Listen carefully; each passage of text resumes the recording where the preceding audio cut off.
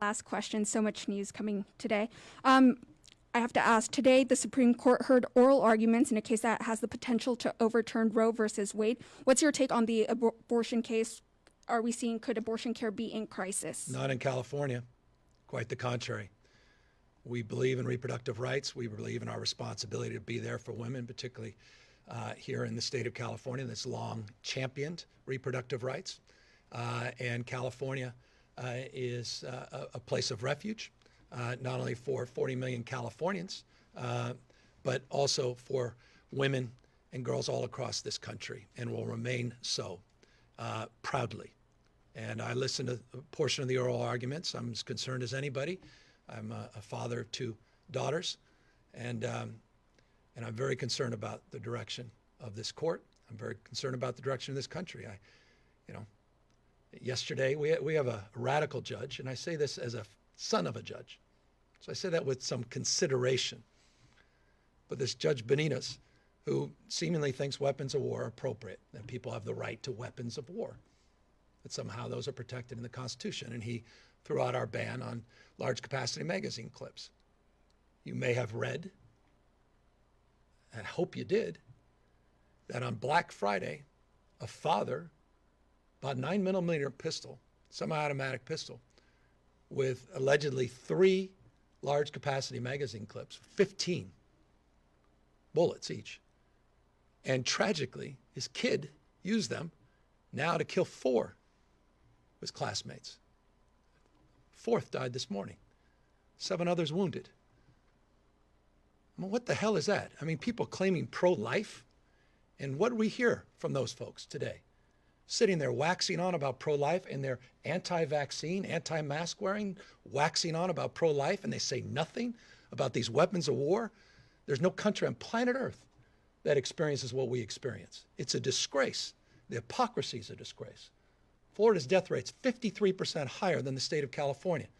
And it's celebrated as if that's some, moniker of freedom. How about the freedom from, not just the freedom to? The freedom from the fear and anxiety of sending your kid to a school like this without worrying about weapons of war being promoted by judges and being promoted by politicians.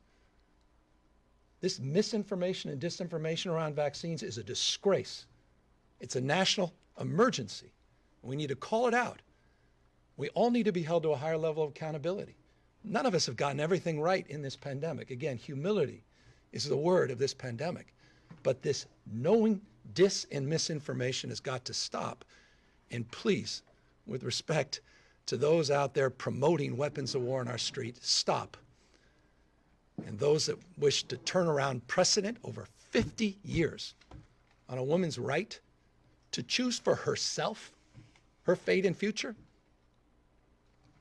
that to me also needs to be protected. And so I am hopeful they'll reject the arguments made by the representative of Missouri.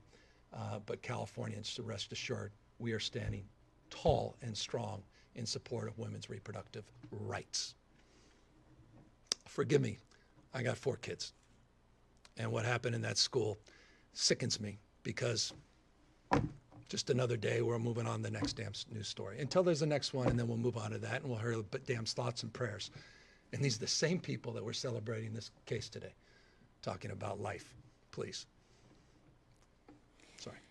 Good afternoon. I'm Linda with ABC 30. As we've learned this morning, the first case of the Omicron variant in the U.S. has been identified here in California. So do we know how efficient the available vaccines are in protecting against the new variant? We're learning in real time. And anyone who suggests they have that answer, Dr. Galley, doesn't. They're misleading you. So again, less information, more concern about this new variant. In real time, we're all learning more. The information sharing is extraordinary. We've been at this almost 2 years. There's never been a level of this kind of engagement and communication internationally as well.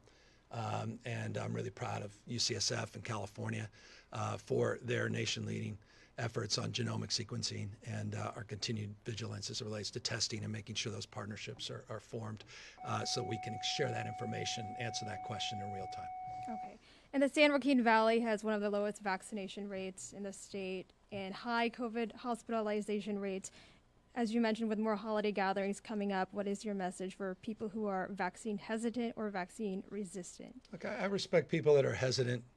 I don't respect people that are misleading and lying to people. And let me just say that I had a booster shot. People knowingly were lying out there. Mainstream media started picking up the lies. We all have to be held to some level of accountability.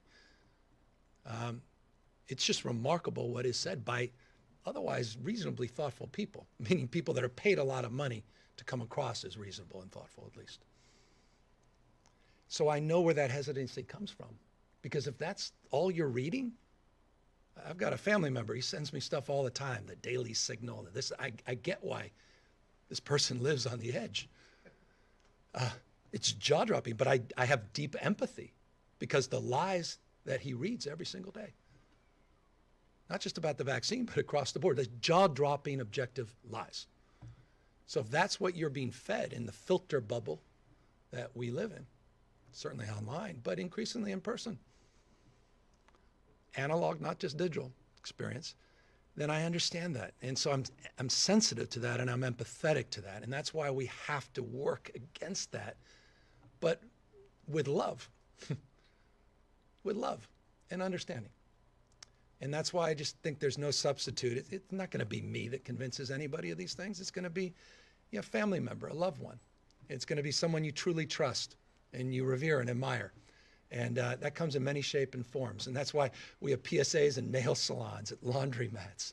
We're trying to truly, when we talk about meeting people where they are, we're trying to go where people are, where they're having conversations. You may have someone that, and that you enjoy spending time with on Sunday mornings at the laundromat, that, you get a lot of your information.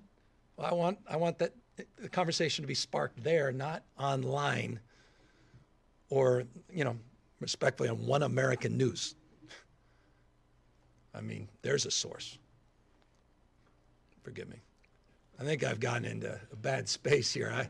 If I were a member of my staff, I'd cut the cord here, but I'm gonna risk it. Thankfully not. No, thanks. Hi, Governor. I'm Rich Rodriguez from Fox 26 News in Fresno. I want to talk about crime, specifically shoplifting. I did a story last week. I talked to a store owner. He's been hit by the same guy 4 times in 1 week. He says the laws have no teeth, and that's why thieves aren't afraid to go into stores. Well, I don't know. Is it time to revisit Prop 47? Well, hold on. There's laws against shoplifting. So the laws, I don't know what, that individual should be arrested. If they've been identified the first time, they should have been arrested the second, third, fourth time. So Do you think that is a deterrent? Do you think that scares people? to be arrested, I certainly. But they don't Find even it a spend time in jail, Governor. Well, they could prosecute them, arrest them. Let me challenge the notion. Since Prop 47, crime dropped significantly. Shoplifting dropped significantly. Property crimes dropped significantly. 2015, 16, 17, 18, 19. We have seen since realignment and Prop 47, property crimes decline. It seems to me that there's deterrence when people are arrested for breaking the law and are prosecuted. So we need arrests and we need prosecutions. We need people held to account. No one condones that behavior, quite the contrary. Prop 47 seems rather insignificant in relationship to what's been happening with these organized crime units because it's well beyond the $950 limit. But It's that's millions the and millions point. of dollars. It's $950, and they know they'll take a look at the items and they'll say, you know what? This is only $400. No one's even going to stop me. I have a son who works at Target. He says, Dad, we don't bother. Well, you should. You can prosecute that as misdemeanors. You can stack the misdemeanors as felonies. You can move forward and hold people account. I think there's this victimization thing here. I mean, crime dropped in 15, 16, 17, 18, 19. Was that because of 47? You're the one with the stats, sir. Well, my point being, I think it requires more of a deep analysis. I think we're quick to judge because we have overriding concerns and opposition over some of the reforms that we point to, but it still was $400 prior to that. It's $950. I'm concerned about this. That's why we put together a retail theft task force. I'm concerned about it. That's why we did that last year. That's why we put millions of dollars with the CHP to do more task force and intervention. We've announced many of those partnerships up and down the state. I noted you noted last Monday we announced we're putting substantially more money into next year's budget around this issue. I don't condone it. I don't celebrate it. I don't support it. If people are breaking in, people stealing your property, they need to be arrested. Police need to arrest them. Prosecutors need to prosecute them. Judges need to hold people accountable for breaking the law. These organized crime waves, millions of dollars of materials have been taken. That has nothing to do with Prop 47 at $950 because it well exceeds that consideration. Prop 47 has been conveniently used as, from my humble perspective, as an excuse for things that don't necessarily have to be, meaning people can arrest, they can hold people accountable, and they should. And that's what I'm encouraging people to do. In addition to that, the state is doing an unprecedented amount to support cities and counties to help in the investigation, data sharing, regionalizing support, particularly around organized interest. And that was a bill we not only announced last July, but it's money we put in the budget. And you'll see in the budget that I submit in the next few weeks that we're going to significantly increase our efforts to go after these retail rings and to go after shoplifters. I have businesses. I have been broken into. I know intimately what your son is expressing. And these are not victimless crimes. And I have no empathy for these criminal elements. I just don't. Good afternoon. It's Thaddeus Miller, Fresno Bee, and the Merced Sun Star. And I've been told I'm the last question. So the rates in the valley, not only the booster, just vaccinations in general, are stubbornly low. You said a moment ago, you're not going to convince anybody yourself necessarily. Then what is it going to take? It's just continuing to be more creative, iterative, to do what we just announced a few weeks ago, and that's the 142 partnerships we have here in the Valley, the 37 ethnic media partnerships that we have announced, to continue to, when we say meet people where they are, quite literally go door knocking. We do phone banking. We have been doing pop-up clinics, pop-up sites, farm workers, doing the site here. Schools, 3,100 schools have sites like this school. We have 800 more that we're rolling out over the next few weeks. Working with pediatricians. Pharmacies have played a critical role in this space. Our PSAs have become more sophisticated, more nuanced, more targeted. I mentioned nail salons and laundromats for a purpose because we literally have just done an aggressive effort in that space. And that's part of this effort to do more and do better. And we're starting to see some progress. We're starting to see the gap begin to close. Not dissimilar to the challenges we had with testing originally, and then broader vaccination efforts now with boosters, learning similar strategies. Learned a lot from our census gathering efforts and how we have the right messengers in the community that speak the language, not just 2 or 3 languages, but dozens of languages and dialects. We're knocking on doors in public housing. We are literally walking the streets in some cases to encourage people and provide information. We've had partnerships, CBOs, literally doing just that.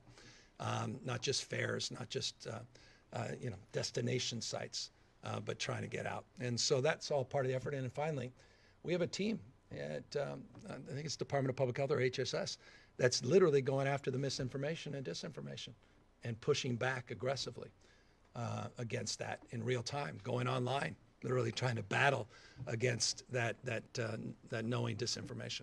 So those are all efforts, and we'll keep at it. And again, this state's made great progress, and I'm really proud of that, and I'm proud of the incredible work the local leaders have done in this space as well. And let me close again on this retail theft.